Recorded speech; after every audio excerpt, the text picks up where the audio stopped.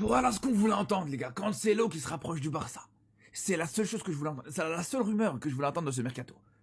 Il y avait deux choses. Le départ d'Araujo et l'arrivée de Cancelo. C'est tout ce que j'attends. Alors je sais, il y en a beaucoup qui le critiquent. Il y en a beaucoup qui se rappellent, et je suis le premier à le dire, les gars, de ses erreurs défensives. On se rappelle contre le PSG sur le match retour. Contre le Real aussi. Pareil sur le dernier Classico qu'il a fait. C'était compliqué aussi. Mais pour moi, les gars, dans ce Barça actuel, il a tout à fait sa place. Il a tout à fait sa place, les gars. Quand on voit Koundé, qui même contre des petits enfants au Bénin, il a du mal à défendre correctement, on l'a pu le voir, les frères. Quand on voit un Baldé qui est cataclysmique, les gars, c'est de pire en pire. Moi, je vous dis, Cancelo, s'il y a la possibilité de le faire venir cet hiver, ça pourrait être incroyable. Ne serait-ce qu'au moins pour mettre une concurrence pour les latéraux. Koundé, il est pas bon, allez, Cancelo va t'échauffer. Baldé, il est pas bon, allez, Cancelo va t'échauffer. Il peut jouer sur les deux côtés, donc il peut mettre en même temps la pression sur les deux latéraux. Et franchement, ça peut être que positif. Non seulement pour forcer les deux latéraux du Barça à progresser, à être meilleurs, mais aussi, voilà, il peut très bien dépanner. Et c'est ça qui est important. Attendez. Les Barcelonais là qui veulent pas de Cancelo au Barça. J'ai juste une petite question pour vous. Est-ce que dans votre tête là vous êtes devenu fou? Non mais est-ce que dans votre tête actuellement ça va? Tout fonctionne, toutes les neurones sont connectés. Actuellement, comme vous le savez tous, on est broke, on n'a pas de tal, ça nous appelle le FC intéressé. Et au passage, même pour Cancelo, même si la source est Fabrizio Romano, il a juste dit que pour l'instant le Barça s'est renseigné sur Cancelo. Ça veut dire qu'il y a rien de concret, on sait pas encore s'il va venir. Mais moi je vous le dis directement, arrêtez de faire crari. Arrêtez de faire genre, oui il sait pas défendre, oui défensivement il nous avait trahi face au Real, face au PSG. Arrêtez vos bêtises. Actuellement, on n'est clairement pas en position de force. Économiquement, tout n'est pas beau, tout n'est pas rose. Et malgré ça, on a un joueur comme Cancelo, un joueur qui mouillait clairement le maillot quand il était au Barça, qui veut revenir à la maison. Depuis son départ en 2024, il a toujours voulu revenir. Il s'en est jamais caché, même sur Instagram. Cet homme, c'est un pur Barcelonais. Et croyez-moi que dans le système de flics, accompagné d'un Lamine Yamal sur le côté droit, j'imagine même pas les dingueries qui pourraient se passer. Alors oui, avec un peu plus de sérieux défensivement, peut-être que c'est pas parfait, mais je pense qu'avec Hansi Flick, peut-être qu'il pourra s'améliorer. Et peut-être qu'en disant ça, il y a des personnes qui diront sûrement que je suis dans le déni. Et pour le coup, peut-être que c'est vrai, mais pour l'instant on peut pas le savoir. Bref, en tout cas, n'hésitez pas à me donner vos avis dans les commentaires, histoire de savoir ce que vous en pensez, et moi je dirai tout ça. Les gars, désolé si ma voix est portée, je m'emporte, mais il y a quoi de difficile? Non, Barça, c'est à vous que je parle là, et droit dans les yeux. Il y a quoi de difficile? C'est quoi ce dossier encore que vous racontez? Dernière minute, suite aux informations d'hier, Cancelo est au courant de l'appel entre le FC Barcelone et Jorge Mendes à son sujet. Une discussion interne est en cours. Le Barça doit maintenant décider s'il va recruter un latéral droit ou un défenseur central. Plus d'informations à suivre. @Barça. Il y a quoi de difficile dans le fait de recruter un latéral droit qui peut s'imposer en tant que titulaire à droite et de basculer ton latéral droit actuel, qui est de base un défenseur central de métier, tu le rebascules à son poste? Il y a quoi de dur? Le Barça cherche un latéral, un défenseur. Ton latéral droit qui est de base un défenseur central, en recrutant un latéral droit, bah tu peux le faire jouer en... Les gars, je suis fou en fait. Non les gars, c'est moi je m'en parle, tu es fou ou pas? Et ben ce latéral droit, tu peux refaire jouer à son poste. C'est aussi simple que ça. Et après la défense, Flick il va gérer. Nos latéraux droits actuellement, ce sont des centraux. Koundé, Eric Garcia. Donc si tu recrutes Cancelo, un latéral de métier, bah ces joueurs que tu forces à jouer à droite, tu peux les rejouer dans l'axe.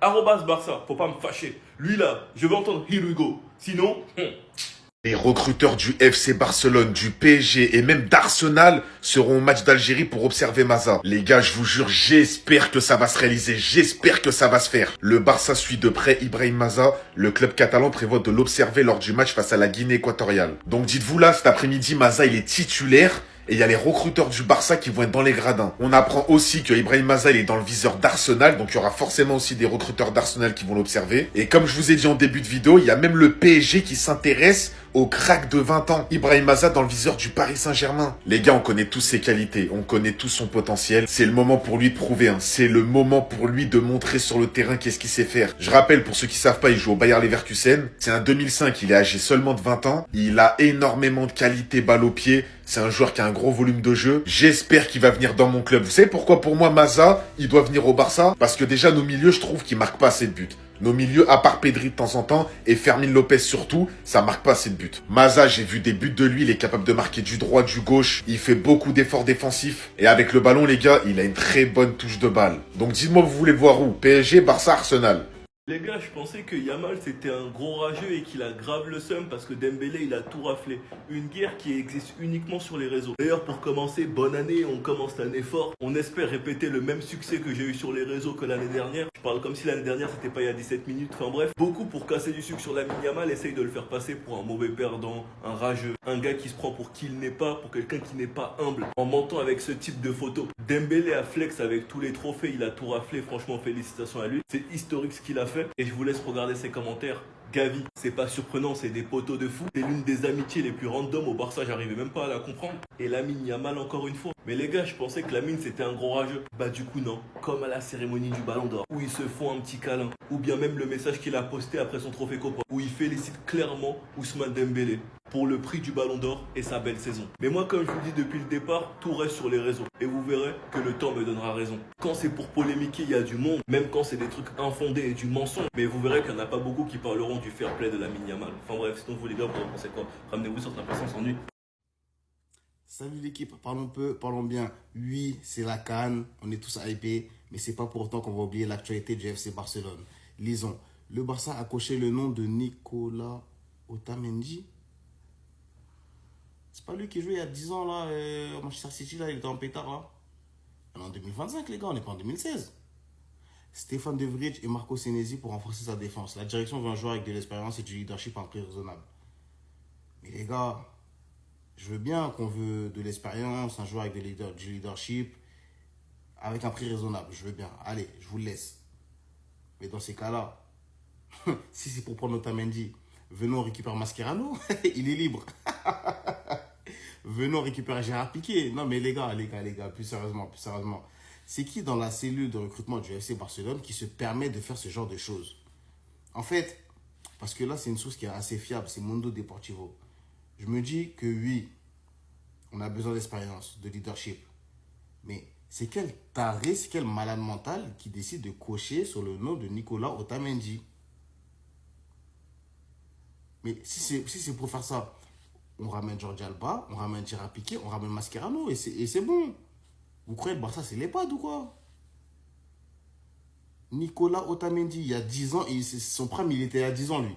Manchester City, et après voilà, après il n'y a plus rien les gars. On est en 2025, ça nous parle de Nicolas Otamendi pour jouer dans le système de flic. Qu'est-ce qu'il faut pas entendre ici?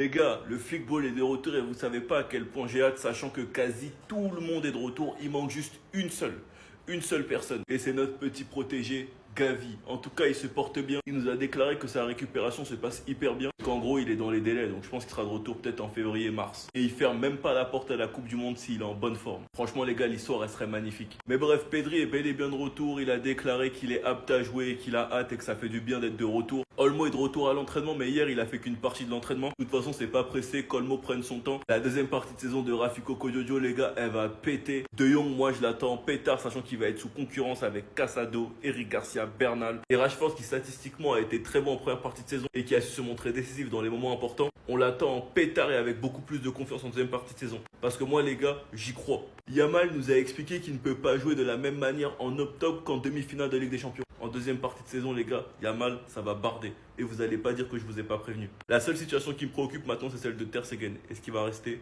ou pas? On verra. Sinon, vous, les gars, vous en pensez quoi? Ramenez-vous sur Snap, on s'ennuie. 2025 arrive à sa fin et dire que ce sont eux qui ont joué de nos humeurs cette année de manière positive.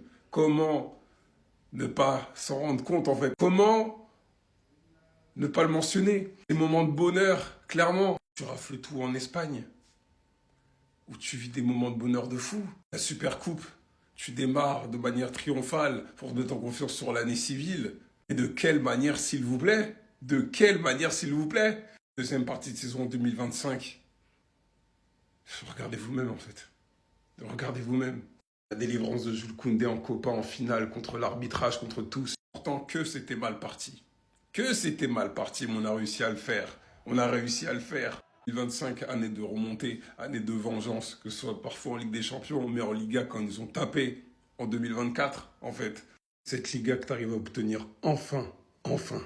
C'est le football, merci le FC Barcelone, même si à la direction, même si je leur tape dessus de temps en temps. Mais l'année extraordinaire qu'ils nous ont fait vivre, malgré l'élimination contre l'Inter, Yann Sommer, ça peut t'en prendre 5. Mais bon, merci. Prendre la première place après avoir perdu le Classico avec les blessés, ça demande du mental, bravo.